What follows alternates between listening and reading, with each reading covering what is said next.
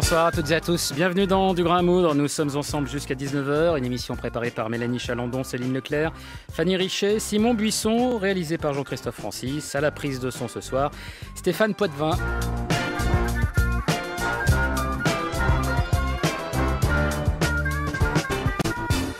Décidément, ce pape-là a tout pour plaire à ceux qui ne croient pas en lui. Le prosélytisme, une bêtise. L'homosexualité, qui suis-je pour en juger ? L'avortement, la contraception, il n'est pas nécessaire d'en parler en permanence. Ce pape-là, François, est bien de son temps, à l'aise dans son époque. Il tweete, il téléphone en personne à ceux qui lui écrivent, il se laisse prendre en photo sur les smartphones de ses nombreux fidèles.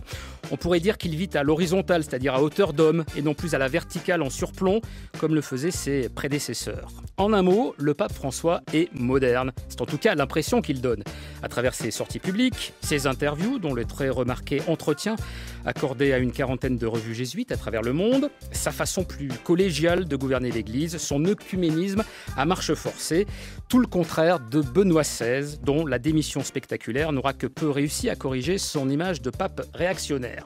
Alors, première vue, la stratégie suivie par le pape François est la bonne, une forte popularité, un enthousiasme médiatique débordant, mais rien ne dit que la communauté des catholiques ne va pas finir par se lasser de ce guide un rien turbulent.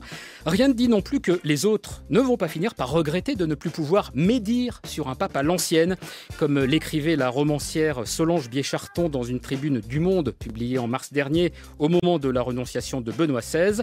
Je veux un pape contre qui se révolter, je veux un pape qu'on puisse tous détester avec la même énergie, un pape avec un nom qui sonne bien dans les slogans, je veux pouvoir casser du pape. Alors le pape doit-il être moderne ? C'est notre sujet du jour.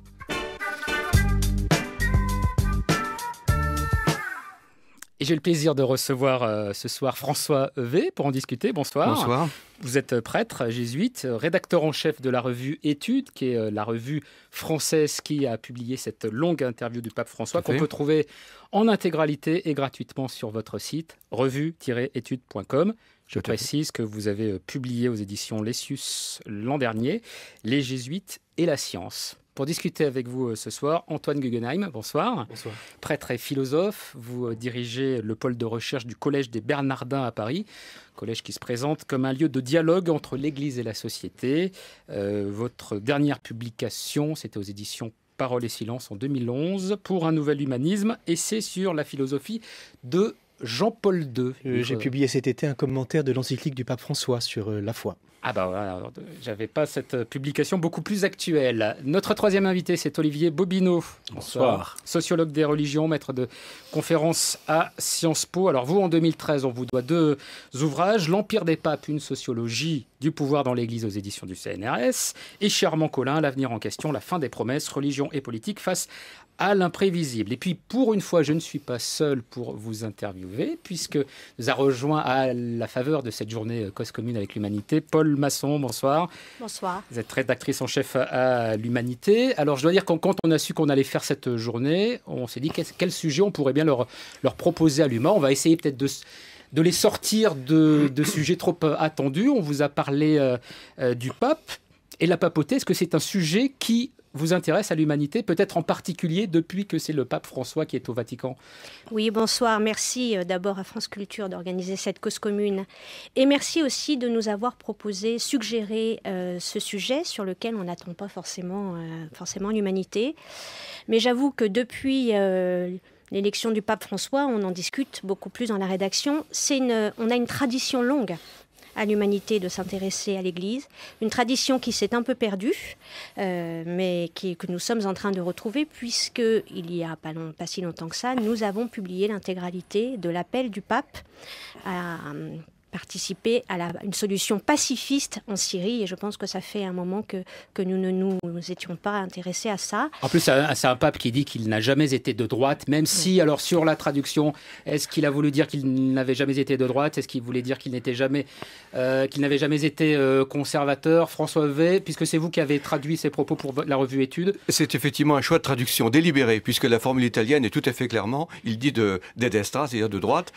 Simplement, le contexte n'est pas politique, puisqu'il parle non pas de la situation en Argentine, mais il parle de sa manière de gouverner les jésuites en Argentine. Et il avait été accusé d'être très conservateur. Et il s'en défend Alors, il emploie l'expression de droite, mais j'ai pensé qu'il voulait dire, de fait, conservateur. Alors, bon, il faudra mettre une note en bas de page pour préciser le mot exact. Alors, on va faire un petit tour de table. On va évidemment beaucoup parler du pape François ce soir, mais je voudrais d'abord qu'on essaie d'avoir une vision peut-être un peu plus globale sur ce que doit être le pape et sur ce qu'il doit être par rapport à cette question de la modernité. Olivier Bobineau, je vous repose en fait la question qu'on me l'a posée pour intituler l'émission. Le pape doit-il être moderne ? Alors, devoir dans ces deux sens, obligation morale, non, mais devoir dans le sens de nécessité, c'est-à-dire qu'il ne peut pas faire autrement, oui. Oui, parce que aujourd'hui, dans les sociétés modernes individuelles libérales, eh bien, l'Église catholique n'a plus de pouvoir, n'a plus de poids, n'a plus d'influence. En France, aujourd'hui, c'est 2% de la population qui pratique. En 1945, c'était 56%.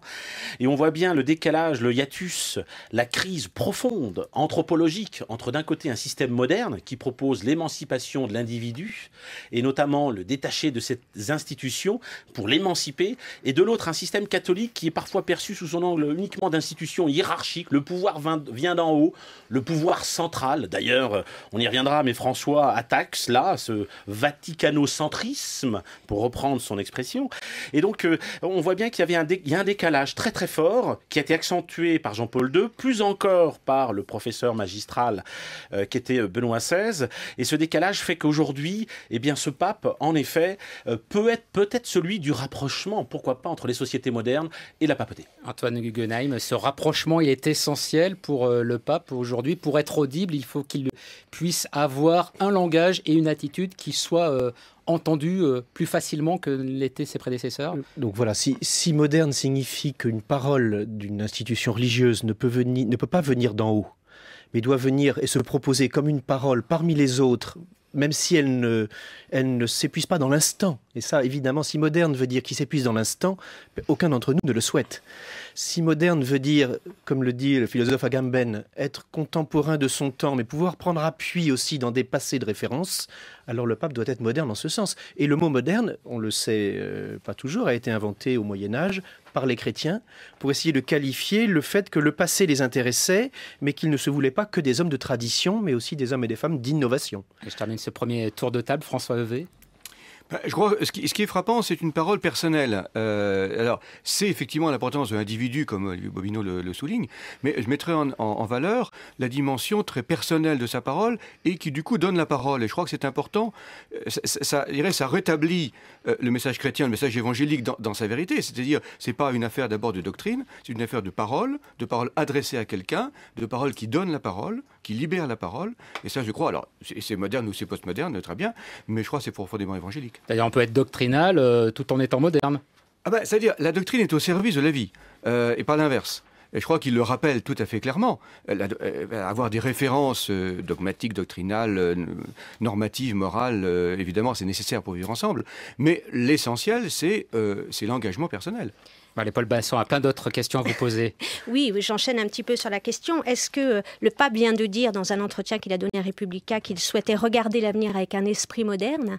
Est-ce que ça signifie pour l'Église reposer un certain nombre de questions difficiles pour elle du point de vue de l'évolution de la société, qui tiennent justement aux questions de l'avortement, de la contraception, de l'homosexualité? Le pape en a parlé dans la plupart des entretiens qu'il a donnés. Olivier Bobineau, alors cet entretien à la Republica, est-ce que vous le... Ah oui, il est assez étonnant, je dirais. La Republica, je rappelle, c'est un journal italien qui est classé au centre-gauche, voilà, pour situer un petit peu. Voilà, et donc le directeur qui est un non-croyant, je dirais qu'il enfonce le clou. Et on va comprendre aussi les réactions des conservateurs, si l'on peut dire, y compris d'abord au sein de l'Église. Il enfonce le clou parce qu'il dit, dans le texte, que contrairement à ses prédécesseurs, il veut continuer à ouvrir l'Église à la culture moderne.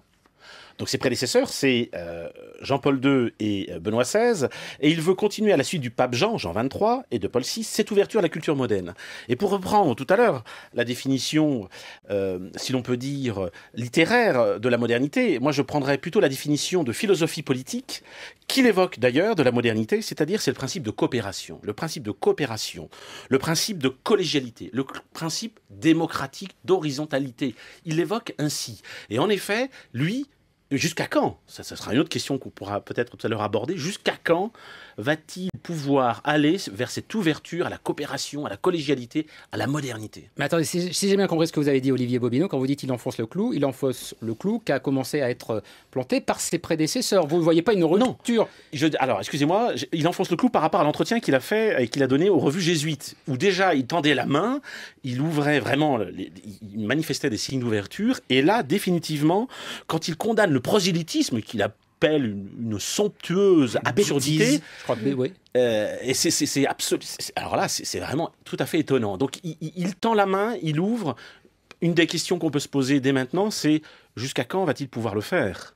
Y a-t-il pas une poussée d'Archimède en sens inverse, la poussée d'Archimède que j'appelle dans mon bouquin la poussée d'Archimède catholique, en sens inverse, c'est-à-dire que quand il y a un réformateur, eh bien il y a une force contraire qui peut s'exercer. Jusqu'à quand va-t-il pouvoir ouvrir ainsi les portes? Alors Anthony Guggenheim, jusqu'à quand va-t-il pouvoir ouvrir les portes? Peut-être a-t-il prévu de ne pas les ouvrir si longtemps que ça? Il a peut-être en fait une stratégie politique qui domine, et qu'une fois qu'il aura réglé ses problèmes de pouvoir en interne, peut-être que le pape François reviendra à des modes plus traditionnels de gouvernance.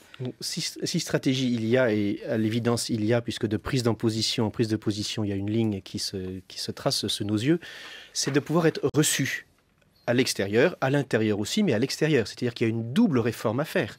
Parce que ce que nous appelons la modernité et qui nous est si cher, qu'on peut appeler démocratie, est aussi en péril dans la société globale. Et en péril grave.